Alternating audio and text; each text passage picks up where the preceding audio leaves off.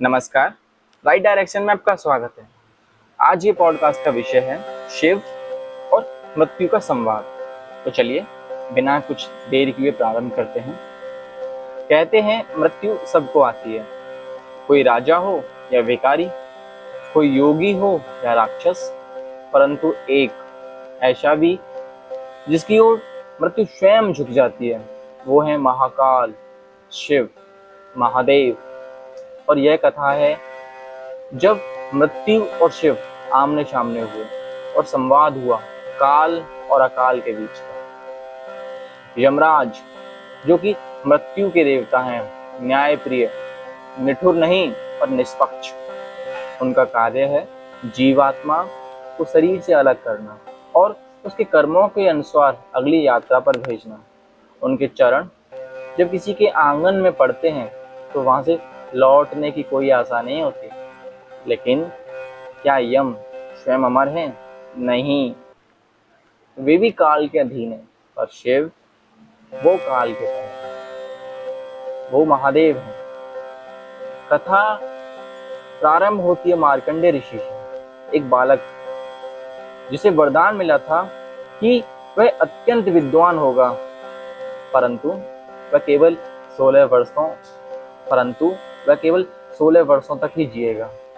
उसने अपनी मृत्यु से पहले भगवान शिव की शरण ली। वह शिवलिंग से लिपट गया, प्रार्थना की, मौन रहा, परंतु रोया नहीं।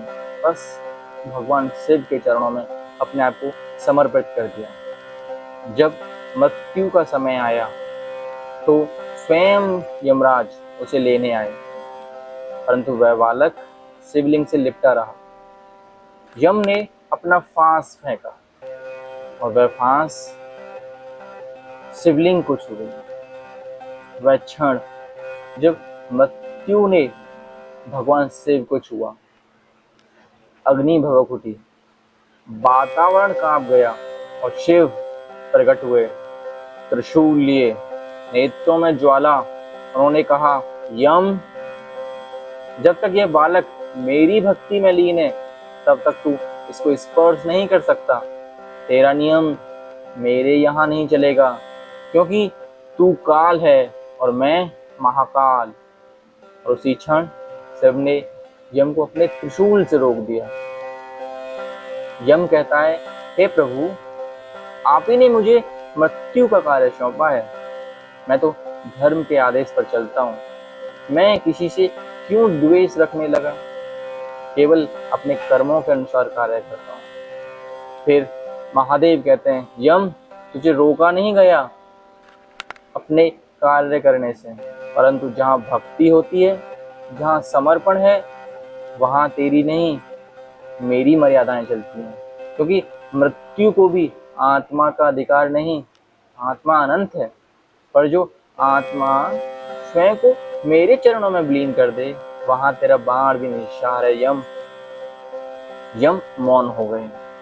उनके हाथ से फांस गिर गया। उन्होंने सिर झुकाया और कहा, हे प्रभु, आप ही सत्य हैं। मैं तो केवल नियम हूँ, लेकिन आप स्वयं नियम से परे हैं।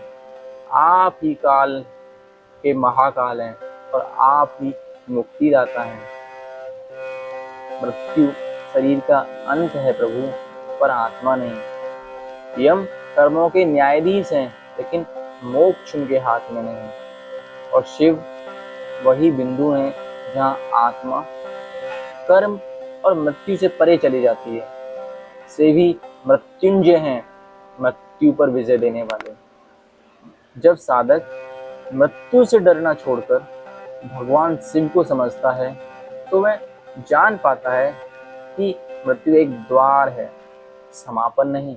और शिव उस द्वार के उस पार प्रकाश की तरह खड़े रहते हैं। मृत्यु शिव से डरती है, क्योंकि शिव वह है जहाँ मृत्यु भी खुद को अर्पित करती है।